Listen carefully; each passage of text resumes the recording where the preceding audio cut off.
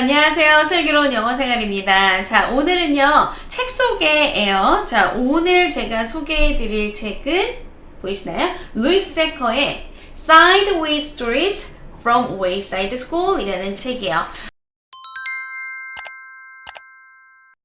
이 책 같은 경우는 제가 리딩트리에서 강남쌤으로 아이들이 승진해서 올 때 첫 번째 다루는 챕터북이기도 해요.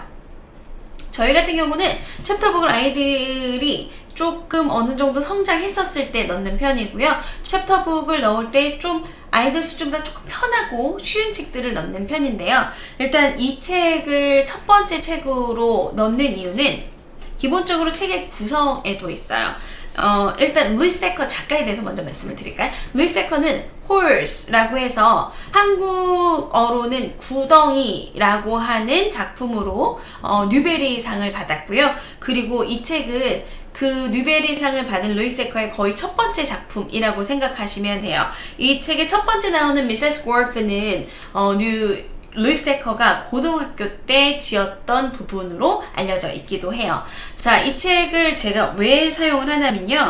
이 책이 30개의 챕터로, 책이 안 보이는군요. 30개의 챕터로 구성이 되어 있어요. 그리고 각 한 챕터가 약 넉 장 정도를 구성을 하고 있고요. 지금 보시는 것처럼 그림과 함께 넉 장 정도니까 아이들이 굉장히 부담 없이 읽을 수 있고, 그래서 저는 이걸 30일 동안 챌린지 하는 것으로 30일 동안 책을 읽는 30일 북 챌린지로 넣으면서 우리가 읽는 원서가 별로 어려운 게 아니야, 굉장히 만만해 라는 개념을 주면서 함께 보는 책이기도 해요.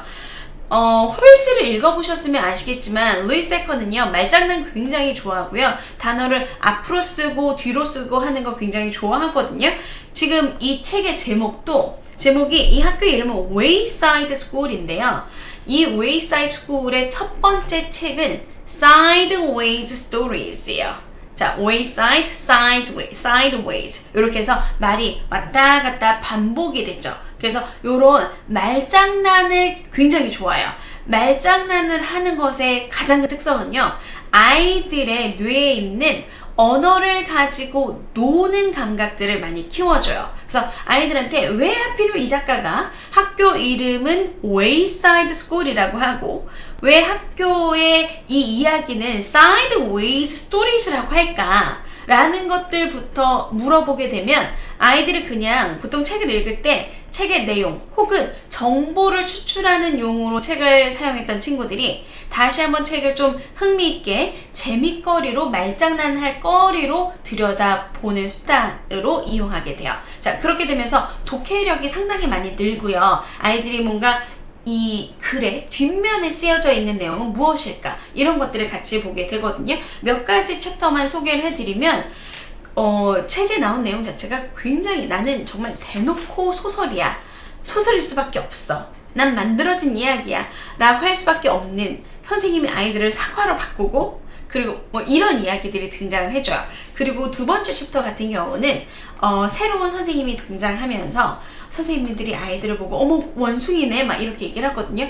그리고 이 선생님이 정말 아이들을 원숭이로 보는 것인지 아니면 선생님의 전략에 의한 것인지 이런 것들도 아이들과 함께 이야기를 해가면서 단순하게 영어를 그냥 해석만 하고 넘어가는 것이 아니라 이야기의 소재로 굉장히 하하하고 웃으면서 이야기에 대해서 정말 우리가 책을 읽는 건 즐거움을 위한 것이구나 라는 것을 알 수 있도록 도와주는 책이에요. 자, 루이스 세커의 Sideways Stories from Wayside School 한번 읽어보시면 굉장히 재미있고, 또 다른 한 가지 학교 생활에 쓰이는 여러 가지 단어들, 과목명들 이런 것들을 또한 추가로 얻을 수도 있습니다.